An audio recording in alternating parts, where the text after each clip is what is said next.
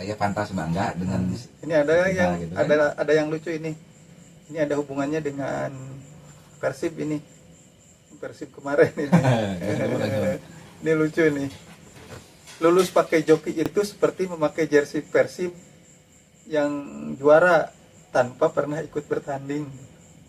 Jadi kita pakai baju Persib yang juara ya, yang kemarin kan juara dipakai sama kita padahal kita tidak pernah ikut bertanding. Nah, Ada apa ya?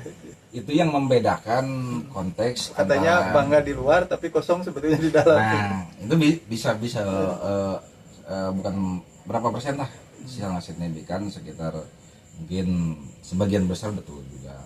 Tapi itu yang membedakan konteks antara joki murni dengan konsultan.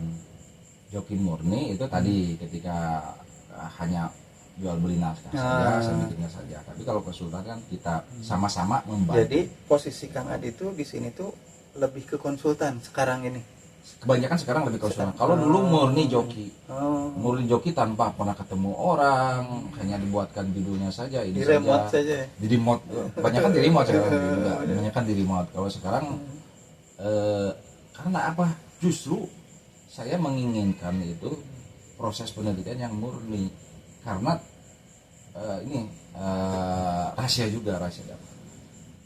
Penelitian yang apakah disebutnya itu ilusi, bukan ilusi, jadi mengada-ngada atau menyeting atau apanya bahasa ente palsu, atau yang penelitian yang nggak terjun ke lapangan, penelitian yang datanya kita setting, dimanipulasi, justru lebih sulit dibanding yang asli. Oh.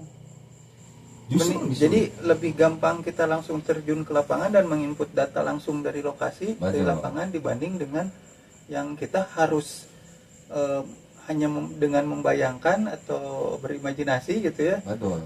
Tapi dituntut harus sesuai gitu ya. Nah, contoh kasus gitu. Skripsi kuantitatif, nyebar kuesioner. Nah, itu kan kalau dari hitungan dari SPS ada yang namanya normalitas, uji normalitas, validitas, dan relativitas. Ketika kita nyeting sendiri, kan banyak yang error. Kan kita tidak tahu di lapangan itu seperti apa. Persepsi orang itu seperti apa. Contohnya nyeting wawancara. Ketika misalkan saya ngewawancara Pak Edo sebagai kepala dinas, kan saya harus theater of mind, dalam arti membayangkan posisi Pak Edo, paradigma Pak Edo, mindset Pak Edo ketika nanti akan menjawab arahnya kemana, kan gitu. Betul kalau memang tepat apa yang misalkan Pak Edo maksudkan, tapi kalau tidak kan saya menyeting, membohongi data gitu. Nah itu justru, nah ketika dielaborasi dengan kenyataannya, misalkan saya meneliti lokus penelitiannya di Riau misalkan, kan saya nggak ke sana, otomatis saya nggak tahu bagaimana di Riau itu kondisinya seperti apa. Terus data di dinas pendidikan kalau itu bidang pendidikan seperti gimana. Nah kita harus kondisikan masalah itu dengan pemecahan ini.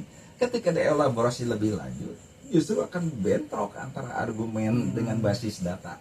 Karena awalnya kita hanya menduga gitu ya. Nah kalau menduga gitu, ibaratnya membangun gini, ada gium etika yang di akademis itu sangat dipegang di akademisnya. Penelitian boleh salah, tapi tidak boleh bohong. Penelitian hasil boleh salah, boleh melenceng, error, Boleh bohong. tapi tidak boleh bohong. Kalau dunia politik Nggak tahu sih. boleh bohong. Di dunia politik sih. Jadi orang sebetulnya ngejokiin itu, ya kenapa banyak orang yang tertarik, juga banyak pemain. Ya memang satu memiliki kesulitan tinggi, tapi godaan untuk melencengnya banyak. Nah ketika saya sadar hal itu, punya tanggung jawab moral, saya sebetulnya ingin memperbaiki itu. Ada sisi idealisme, maka kalau saya murni terjun di bisnis sebagai joki, ya saya sudah punya banyak. Bayangkan Bantang, apalagi dibantu AI-nya. Dulu pun sebelum ada AI, orang ngerjain disertasi itu, menulis bab 1 itu minimal seminggu. Saya cuma 1 hari. Karena sudah punya bahan, punya pengalaman, punya wawasan, dan sudah mengumpulkan database. Orang bikin disertasi itu 2 bulan, saya seminggu beres. Karena apalagi dibantu jadi 3 hari. Tetapi kan membutuhkan effort yang tinggi, pemikiran tinggi. Nah ketika kalau saya bisnis murni, saya mungkin sudah punya sesuatu banyak, tetapi saya punya idealisme Ya karena itu teh banyak benturannya dengan nurani ketika memang memanipulasi data, membohongi sesuatu gitu. Tapi ya saya kembalikan lagi ya, saya kadang-kadang kalau orang ngasih data ini betul data di lapangan betul, oke. Tapi kalau ini saya kembalikan ya, saya cuma meramu data yang dia kasihkan. Beda lagi kalau saya yang terjun ke lapangannya ya dengan track kerja yang prosedur yang jelas gitu. Jadi yang uniknya begini Pak Nang. Tadi belum sempat kebahas. Qadarullah saya jadi katakanlah joki asisten profesor bayangan lah kalau ini. Sebetulnya itu juga hikmah dari saya mau belajar dengan orang lain terus mau berbagi. Kalau dari dalam konteks hadis ada sebuah hadis yang mengatakan kalau kamu memberikan ilmu wawasan secara gratis atau mensedekahkannya, maka Allah akan memberikan wawasan atau keilmuan yang tidak disangka-sangka bahkan lebih.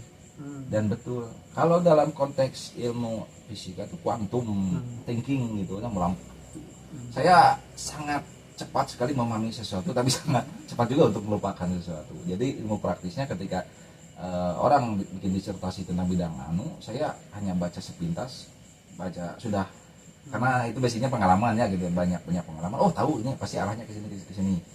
Nah bayangkan yang lucunya gini kodarullahnya, saya basically hanya tamatan SMK, belum punya gelar sama sekali. Klien saya adalah mahasiswa S3 yang dia sudah lulus S1, S2 sudah terus punya jabatan. Tapi ketika minta bantuan ke saya tidak melihat background saya. Dan ketika saya memberikan advice, nasihat, konsultasi, dia oke-oke aja. Bayangkan seseorang yang S1 pun tidak lulus tapi bisa memberikan nasihat, bisa memberikan masukan, bisa mengarahkan calon S3.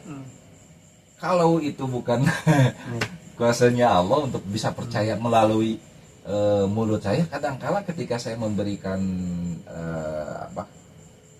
konsultasi karena saya sadar nggak sadar gitu ya, mungkin itu jalannya dari Allah. Jadi ada faktor spiritualitas juga yang memang ya mungkin jalan hidup saya sedikitnya di sana, tetapi semakin berproses saya ada niat mendermakan kemampuan saya, wawasan saya, pengalaman saya untuk hal-hal yang di luar komersialismenya gitu. Maka ketika ada orang saya kesulitan untuk apalagi dalam tanda kutip karena mahasiswa yang kelas karyawan juga karena ada tuntutan harus S1 tapi dia sudah berpengalaman karena hanya selembar kertas ijazah kadang-kadang juga gitu kan praktisi lah itu. Praktisi tetapi secara teoris tidak dia kurang gitu. Nah saya bantu di sananya. Terus ketika si mahasiswa itu katakanlah ekonominya pas-pasan, ayo yang penting punya effort saja. Mudah-mudahan justru saya memberikan fondasi mindset supaya yuk kita perbaiki penelitiannya. Walaupun kita kekurangan jam pelajaran SKS metode penelitian, tapi kita sulit mengejar dosen pembimbing dan lain-lain, misalkannya ada faktor-faktor, ya ayo kita sama-sama untuk meningkatkan kualitas penelitiannya. Nah, ini udah banyak sekali ya teman-teman yang kita dapatkan dari perbincangan ini. Ini menarik sekali Pak Adi, tapi sengaja saya potong aja. Pertanyaan masih banyak, biar teman-teman nanti langsung komen aja ya, nanya langsung gitu ya, nanya langsung. Dan terutama buat teman-teman yang kesulitan di bidang skripsi dan yang lainnya, bagaimana sih caranya menghubungi ke Kang Adi ini? Apakah lewat WhatsApp atau mungkin janjian di kedai kopi gitu ya, atau seperti apa Pak Adi ini untuk kalau teman-teman yang ingin menggunakan jasa Kang Adi? Kalau yang efektif, kalau meminta bantuan saya sih sekarang saya membatasi komunikasi di dunia maya atau di WhatsApp. Kalau karena saya memilah kalau memang serius langsung biasanya ketemu. Karena dia meluangkan effort untuk waktu, menyisikan waktu untuk ketemu. Kalau dari ini hanya sekedar tanya-tanya saja, saya sih nggak masalah. Tapi kan banyak waktu terbuang hanya karena bertanya-tanya, tentunya nggak jadi gitu. Atau misalkan nggak jadi saya bantu. Nah, satu ketemu langsung, kedua memang saya menyediakan ini ada tempat nih Yayasan Surya Hayati Madani yang kebetulan alhamdulillah para pembina termasuk Pak Edo juga di sana menyediakan tempat untuk kita workshop, tempat kita untuk berkumpul belajar bersama di ya, bidang teman-teman. penelitian. Jadi ini bukan pure joki itu dibayangkan bahwa kita dengan apa rebahan aja skripsi ada yang mengerjakan tahu-tahu beres, tidak seperti itu teknisnya ya. Tapi benar-benar Kang Adi ini berbagi ilmu yang telah dimiliki dengan mengusahakan keterlibatan teman-teman untuk bisa mengikuti alurnya gitu, agar nanti ketika di sidang tentu teman-teman bisa menjelaskan dengan terperinci gitu. Ini ada kata-kata lagi yang menarik nih. Tapi sebetulnya apa tadi ya. Nggak mau melulu seperti itu, tapi kalau mau terima beres juga ada, boleh. Ada gitu. Yang tapi, waktu itu yang karena keterbatasan waktu. Karena keterbatasan waktu dan misalkan murni pure saya bantu, saya ya serahkan sebetulnya bisa saya bantu dalam arti mungkin, tapi persentasenya lebih banyak ke yang itu, yang konsultasi langsung dibanding dengan joki terima beres saja. Ya silakan. Ini ada yang menarik nih Pak Adi, ini dari teman-teman juga nih. Mahasiswa akhir itu unik. Bab 1 belum selesai, tapi udah survei harga joki. Ini padahal bab 1 belum selesai Pak Adi. Jadi saking teman-teman itu udah mumet ya di bab 1. Ya, survei harga. Ya makanya sebetulnya itu ini jadi Pak Adi nggak ada patokan rate harga ya, nanti dilihat situasi dulu kondisi. Yang saya konteksnya pendekatannya nggak murni bisnis. Jadi ketika misalkan nih pandang nih kesulitan membuat skripsi atau disertasi, datang ke saya. Nah, saya kan asesmennya itu ketika ngobrol, saya juga kan akan secara naluri atau mempelajari juga jasa teologis, apakah pandang ini orang yang mampu atau apakah pandang ini dari segi ekonomi tidak mampu, atau dari segi wawasannya, dari segi katakanlah kritikal thinking dan lain-lainnya. Ketika itu saya sudah dapatkan kesimpulan, baru ini mah saya perlakukannya murni bisnis. Ini mah saya bantu gitu kan, tidak langsung ujug-ujug ini sekian rate, kalau tidak sekian saya nggak mau, nggak juga. Nah pendekatannya fleksibilitasnya gitu. Ketika misalkan pandang dalam artian ya saya juga nggak mau menjatuhkan harga pasar. Kedua juga kita saling menghargai, saya mengeluarkan effort untuk membantu. Pandang misalkan memberikan saya ala kadarnya, atau misalkan memberikan katakanlah fee, itu jasa, itu kalau sifatnya jasa. Kalau sifatnya bantuan ini beda lagi kan, sifatnya sosial. Nah ketika saya pandang datang, ketika saya ngobrol-ngobrol, begini, terus tingkat kesulitannya seperti apa? Karena hanya membantu merapikannya saja mah mungkin beda lagi rate-nya gitu kan. Tapi kalau dilihat dari umum itu skripsi itu silahkan rekan-rekan nanti buka atau googlingnya gitu, penyedia jasa skripsi itu menerapkan rate harga sekitar 3,5 juta sampai 5 juta. Itu skripsi dari full service, dari termasuk revisi, termasuk print out dan segala macam, itu sekitar 3 juta ke atas. Kalau di tesis itu ada yang menerapkan sampai 5 juta sampai 10 juta ke atas.